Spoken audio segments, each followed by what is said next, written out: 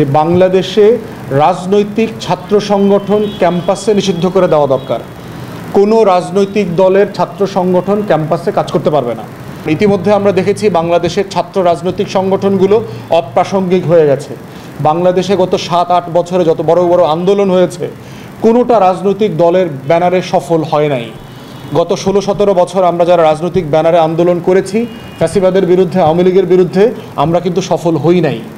সফল হয়েছে কোটা বিরোধী আন্দোলন, তারা সাধারণ শিক্ষার্থীদের ব্যানারে করেছে, কোনো রাজনৈতিক ছাত্র সংগঠনের ব্যানারে করে নাই। সফল হয়েছে নিরাপদ সড়ক চাই আন্দোলন, সারা বাংলাদেশের ছাত্র সমাজ একসাথে রাস্তায় নেমে এসেছিল। সফল হয়েছে ভ্যাট বিরোধী, প্রাইভেট বিশ্ববিদ্যালয়ে যে ভ্যাট আরোপ করা হয়েছিল সেই আন্দোলন, সেটাও কোনো ছাত্র সংগঠন নেতৃত্বে হয় নাই। সর্বশেষ সফল হয়েছে 24-এর গণ অভ্যুত্থান, বাংলাদেশের কোনো রাজনৈতিক দলের মূল দলের নেতৃত্বও হয় নাই, ছাত্র সংগঠনের ব্যানারেও হয় নাই।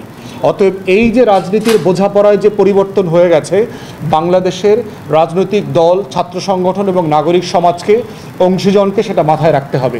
সেটা বিবেচনাতেই হচ্ছে আগামী দিনের গণ অভ্যুত্থান পরবর্তী নতুন রাজনৈতিক বন্দোবস্ত, সেটাই হচ্ছে বাংলাদেশ 2।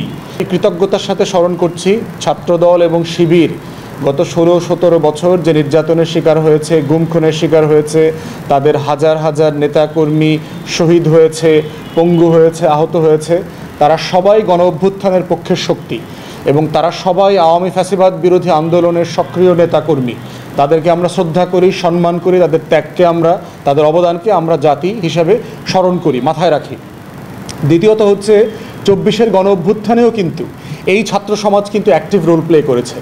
ছাত্র শিবিরের, ছাত্র দলের হাজার হাজার নেতাকর্মীরা, লক্ষ লক্ষ নেতাকর্মীরা সারা বাংলাদেশে আন্দোলন সংগ্রাম লড়াই করেছে, আহত হয়েছে, শহীদ হয়েছে, প্রতিবন্ধী হয়েছে। শিবিরের কয়েকশো ছেলেপেলে শহীদ হয়েছে বলে আমরা শুনেছি, ছাত্র দলেরও শতাধিক ছেলেপেলে নাকি সারা দেশে শহীদ হয়েছে। অতএব এই অবদানের জায়গাটা কোনোভাবে আমাদের ছোট করে দেখবার সুযোগ নাই গত 16-17 বছর এবং 24-এ। কিন্তু একই সময়ে আমরা গত কয়েক মাস ধরে যেটা দেখতে পাচ্ছি যে ছাত্রদল, শিবির এবং মোটা দাগে বড় বড় রাজনৈতিক দলগুলো একে অপরের বিরুদ্ধে কথা বলছে। রাজনৈতিক দল একে অপরের বিরুদ্ধে কথা বলাটা আসলে খুব বড় সমস্যা না, সংকট না। কারণ রাজনৈতিক দলের সবার মধ্যে একটা ন্যূনতম গণতান্ত্রিক যে প্রতিদ্বন্দ্বিতা থাকা দরকার সেটা থাকতে হবে। বিএনপি জামাতের পলিসিতে সমালোচনা করবে, জামাত বিএনপির বিরুদ্ধে কথা বলবে পলিসি ইস্যুতে, কিন্তু মোটা দাগে যেন আমরা এক জায়গায় থাকি, এই জায়গাটা হচ্ছে আমাদের আকাঙ্ক্ষার ব্যাপার জাতি হিসেবে। যে ফ্যাসিবাদ বিরোধী লড়াইতে যারা ছিলেন তারা আমাদের স্বাধীনতার প্রশ্নে একমত থাকবেন, আমাদের সার্বভৌমত্বের প্রশ্নে একমত থাকবেন, আমাদের আত্মমর্যাদার প্রশ্নে একমত থাকবেন, আমাদের জাতীয় স্বার্থের প্রশ্নে একমত থাকবেন। আওয়ামী লীগ, জাতীয় পার্টি এবং 14 দলীয় যে ল্যাসপেন্সার, দিল্লির গোলাম, তাদের বিচার এবং তাদেরকে রাজনীতিতে অংশগ্রহণ এবং নির্বাচন প্রশ্নে তারা একমত থাকবেন। বাংলাদেশে দিল্লির দাসত্ব কায়েম হবার কোনো সম্ভাবনা যেন তৈরি না হয় সেখানে তারা একমত থাকবেন। বাংলাদেশের পররাষ্ট্রনীতি এবং প্রতিরক্ষা নীতিতে তারা একমত থাকবেন।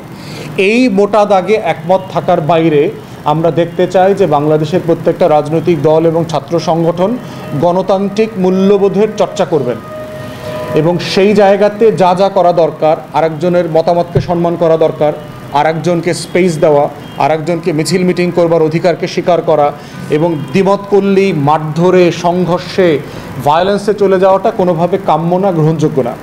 যদি এটা করা সম্ভব না হয় সে ব্যাপারে আমরা প্রস্তাব করেছি যে বাংলাদেশে রাজনৈতিক ছাত্র সংগঠন ক্যাম্পাসে নিষিদ্ধ করে দেওয়া দরকার।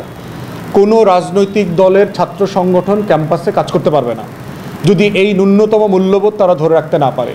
সেক্ষেত্রে একমাত্র অপশন হচ্ছে আপাতত 3 মাসের জন্য ছাত্র সংগঠনগুলোর কার্যক্রম সাসপেন্ড করে দেওয়া যেতে পারে ক্যাম্পাসে, করে পুরো সকল কলেজ বিশ্ববিদ্যালয়কে ছাত্র সংসদ নির্বাচনমুখী করা দরকার ইমিডিয়েটলি। ছাত্র সংসদের মাধ্যমে সাধারণ ছাত্রছাত্রী শিক্ষার্থীদের মতামতের উপরে ভিত্তি করে ছাত্র নেতৃত্ব তৈরি হোক, আমরা সেটা চাই। এবং সেই প্রসেসে গেলেই দলীয় ছাত্র সংগঠনের যে লেজুর ভিত্তি করা, দালালি করা এবং মারামারি সংঘর্ষে জড়িয়ে পড়ার জায়গাটা বাস্তবে আর বেশিদূর এগোতে পারবে না। এবং সেটাই কিন্তু হয়েছে। আপনারা কুয়েটে দেখেন, যেই ছাত্রদল, যেই শিবির, যে বৈষম্য বিরোধী ছাত্র আন্দোলন, সাধারণ শিক্ষার্থীরা 24-এ একসাথে লড়াই করেছে, সেই কুয়েটে সাধারণ শিক্ষার্থীরা ছাত্র রাজনীতিকে নিষিদ্ধ করতে চাইছে। এখানে কোনো ছাত্র সংগঠনে তারা কাজ করতে দিবে না বলেছে। অতএব সেই মনস্তত্ত্ব যেন আমরা বুঝি। আমরা যখন বলছি যে 24-এ গণ অভ্যুত্থানে রাজনৈতিক নতুন বন্দোবস্ত দরকার, সেই বন্দোবস্তের প্রশ্ন কিন্তু ছাত্র সংগঠনগুলোর ভবিষ্যৎ কী হবে, কোন ফর্মে কোন ব্যাকরণ মেনে সে রাজনীতি করতে পারবে, সেই আলোচনাটাও হতে হবে। এই জন্য আমি ব্যক্তিগতভাবে এই মত দিয়েছি যে রাজনৈতিক দলীয় যারা লেজুর ভিত্তিক ছাত্র সংগঠন আছে তারা কেউ কলেজ বিশ্ববিদ্যালয়ে ফাংশন করতে পারবে না, অপারেট করতে পারবে না। তাদের কার্যক্রমকে আপাতত 3 মাসের জন্য সাসপেন্ড করে দেওয়া হোক। সাসপেন্ড করে ডাকসু এবং রাকসু, চাকসু আরও যে সকল ছাত্র সংসদ আছে তাদেরকে সক্রিয় করে নির্বাচন দিয়ে নির্বাচনী নেতৃত্ব আসা দরকার। এর মাধ্যমে ছাত্র সমাজ নতুনভাবে বাংলাদেশকে ভাবতে শিখবে এবং আমরা চাই সকল অংশীজন মিলে আমরা সেই লড়াইটাকে এগিয়ে নিয়ে যাব। ধন্যবাদ।